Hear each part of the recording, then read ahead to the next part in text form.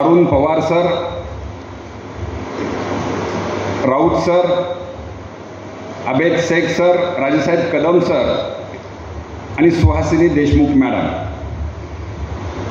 या कार्यक्रमासाठी उपस्थित असणारे आमच्या संस्थेचे सन्माननीय पदाधिकारी, या कार्यक्रमासाठी उपस्थित असणारे अंबाजोगाईतील आणि परिसरातील विविध सामाजिक, राजकीय, शैक्षणिक क्षेत्रामध्ये काम करणारे सर्व प्रतिष्ठित नागरिक बंधू भगिनींनो आणि युवक मित्रांनो, झालेला विलंब भरून काढणं, जसं विलंब झालेली गाडी थोडी फास्ट जाऊन कव्हर अंतर करते तसं झालेला विलंब करण्यासाठी मी माझी प्रस्तावना अत्यंत आटोपती घेतो. फक्त या कवी संमेलनाचा उद्देश महाराष्ट्र शिक्षण संस्था मोहा आणि कॉम्रेड गंगाधरप्पा बुरांडे स्मृती प्रतिष्ठानच्या वतीनं जे कवी संमेलन आयोजित करण्यात आलेलं आहे, हे कवी संमेलन या मराठवाडा मुक्ती संग्रामाच्या अमृत महोत्सवी वर्षाच्या निमित्तानं आणि 1 ऑक्टोबर कॉम्रेड गंगाधरप्पा बुरांडे यांच्या स्मृती दिनाच्या निमित्तानं हे कवी संमेलन आज या शहरामध्ये आयोजित करण्यात आलेलं आहे. हे शहर आत्ताच अंबाजोगाईबद्दलची माहिती राऊत साहेब विचारू लागले. आम्ही ऐकून आहेत अंबाजोगाईबद्दल. साहेब, मराठवाडा मुक्ती संग्रामातलं हे एक महत्त्वाचं केंद्र या लढ्यामधलं राहिलेलं आहे आणि ही जी विभूती आहे, ज्यांना आपण आता पुष्पांजली वाहिलेली आहे, स्वामी रामानंद तीर्थ, ज्यांनी इंग्रजांच्या विरोधामध्ये लढा केला, मराठवाडा मुक्ती संग्रामाच्या आंदोलनाची प्रमुख धुरा त्यांनी सांभाळली, ज्यांच्या प्रेरणेने बाबासाहेब परांजपे गुरुजींसारख्या माणसांच्या प्रेरणा घेऊन या ठिकाणची ही सर्व स्वातंत्र्य सैनिक, कॉम्रेड आर डी देशपांडे असतील, त्यांची प्रेरणा घेऊन comrade Gangadharappa Burande, comrade Ram Mukkadam, comrade Gundappa Jirge, Shrinivas Khot, या सर्व माणसांनी या मराठवाडा मुक्ती संग्रामासाठी तर आपलं योगदान दिलेलंच आहे, परंतु केवळ मराठवाडा मुक्ती संग्रामासाठी नाही, हा देश इंग्रजांच्या तावडीतून सुटण्यासाठी सुद्धा, केवळ इंग्रजांच्या तावडीतून नाही तर डच आणि पोर्तुगीजाच्या ताब्यामध्ये असणारा गोवा सुद्धा मुक्त करण्यासाठी, परकीय आक्रमणाच्या विरोधामधून मुक्त करण्यासाठी तर ही माणसं लढलीच, परंतु स्वकीय या देशामध्ये स्वातंत्र्यानंतर सुद्धा राज्यसत्ता अस्तित्वात असणाऱ्या निजामाच्या विरोधामधून आपला हा मराठवाडा मुक्त करण्यासाठी सुद्धा लढली. एवढंच नाही तर संयुक्त महाराष्ट्राच्या लढ्यासाठी सुद्धा या मंडळींनी आपलं योगदान दिलेलं आहे. परकीयांच्या विरोधात लढली, राजेशाही सत्तेच्या विरोधात लढली, स्वकीयांच्या विरोधात लढली आणि स्वातंत्र्याच्या नंतर आणीबाणीमध्ये सुद्धा जेव्हा आपल्या लोकशाही हक्कावरती, स्वातंत्र्यावरती, अधिकारावरती गदा येईल त्याही वेळेस ही माणसं लढलेली आहेत. अशा प्रकारची लढ्याची आणि संघर्षाची पार्श्वभूमी असणारी माणसं या अंबाजोगाई नगरीमधली आहेत आणि हा ह्यांचा इतिहास या भागातल्या, या जिल्ह्यातल्या या तरुणांच्या समोर जावा या शुद्ध हेतूने अशा प्रकारच्या कार्यक्रमाचं आयोजन हे प्रतिष्ठान करत असतं. कारण मराठवाडा मुक्ती संग्रामाचा इतिहास जग जाहीर आहे की या संग्रामामध्ये तत्कालीन असणारी स्टेट काँग्रेस, ज्याचं नेतृत्व स्वामीजी करत होते, आर्य समाजमध्ये काम करणारी मंडळी होती आणि तिसरा घटक महत्त्वाचा जो डावे कम्युनिस्ट लोक होते, या तिन्ही घटकांच्या योगदानामधून, या जुलमी निजामाच्या राजवटीमधून सर्वसामान्य माणसाने लढलेला लढा, ज्याच्यामध्ये एक विशेष बाब आपण सर्वांनी लक्षात घेतली पाहिजे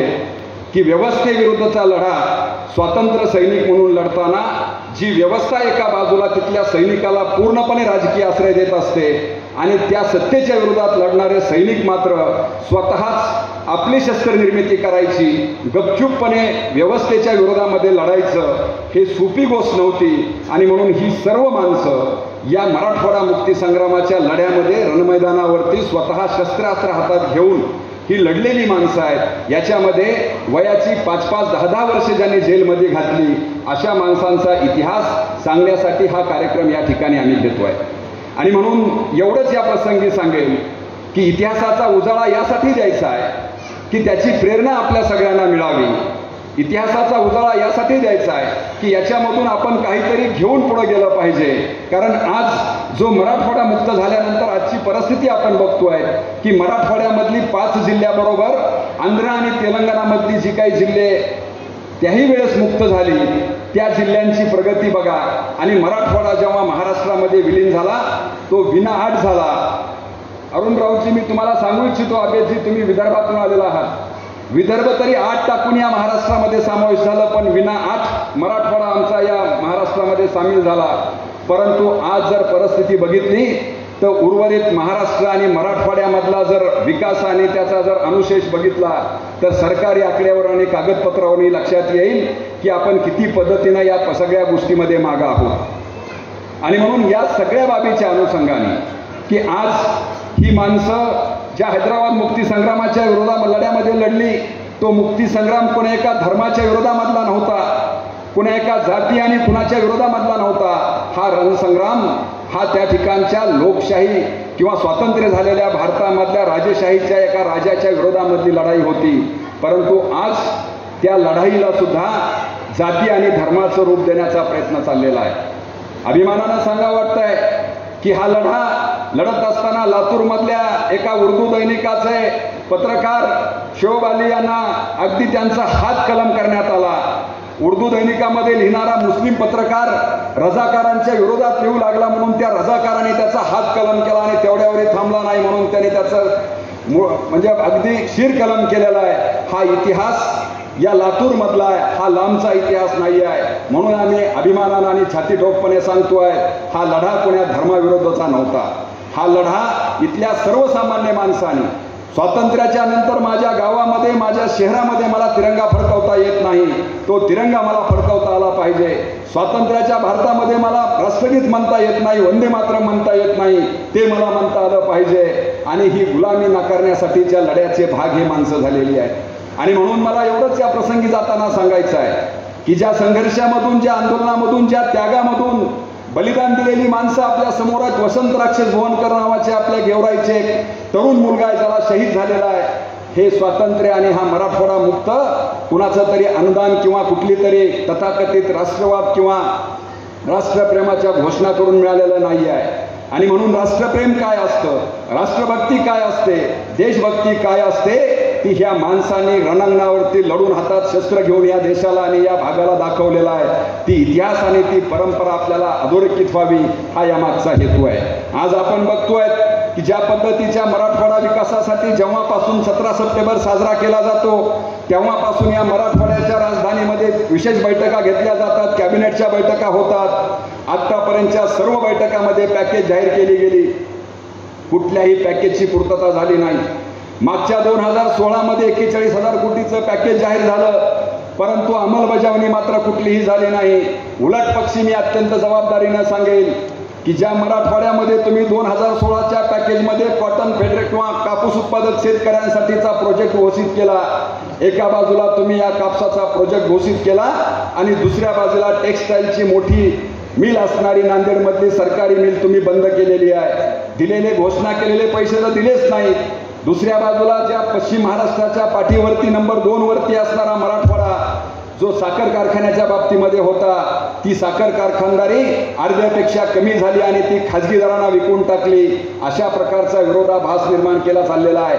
आजही मी ऐकतोय की 40,000 कोटीचं पॅकेज पुन्हा दिलेलं आहे. हा एकीकडे घोषणांचा सुकाळ आणि मराठवाड्यांच्या 5वीला कायमस्वरूपी पुजलेला दुष्काळाला मात्र सामोरी जनता जाती आहे. या गोष्टीचा विचार करण्यासाठी या लढ्याचा पार्श्वभूमी आणि या लढ्याचा इतिहास उजळणं आपल्यासाठी गरजेचं आहे मित्रांनो. आणि म्हणून हा इतिहास विद्यार्थ्यापर्यंत, तरुणांपर्यंत जावा म्हणून या स्वातंत्र्य सैनिकांनी स्थापन केलेली योगेश्वरी शिक्षण संस्था असेल, या स्वातंत्र्य सैनिकांनी स्थापन केलेली महाराष्ट्र शिक्षण संस्था असेल, ही आपल्या आपल्या परीनं हा खरा इतिहास या लोकांच्या समोर नेण्याचा प्रयत्न करतोय. त्याचाच एक भाग म्हणून आजचा हा कार्यक्रम या ठिकाणी आयोजित केलेला आहे. आपल्यामध्ये आणि कवीच्या कार्यक्रमामध्ये विलंब न लावता आपण आमच्या विनंतीला मान देऊन आलात, याबद्दल पुन्हा एकदा आभार व्यक्त करतो. आणि जेव्हा जेव्हा या देशामधली लोकशाही, या देशामधलं स्वातंत्र्य, या देशामधला अधिकार अडचणीत येतो त्यावेळेस या गावातली जनता या लढ्याच्या अग्रभागी राहिलेली आहे आणि अशी परिस्थिती जेव्हा जेव्हा येईल त्यावेळेस हे अंबाजोगाई चळवळीचं केंद्र राहिलेलं आहे आणि म्हणून आजच्या या सगळ्या भीतीदायक वातावरणामध्ये सुद्धा एक बदलाची एक चाहूल हे अंबाजोगाईचं शहर असू शकतं आहे अशा प्रकारचा आशावाद घेऊन या चळवळीला पुढे घेऊन जाण्याचं काम आम्ही नक्की करू एवढं अभिवचन आपल्याला देतो आणि थांबतो. इन्क्लाब जिंदाबाद.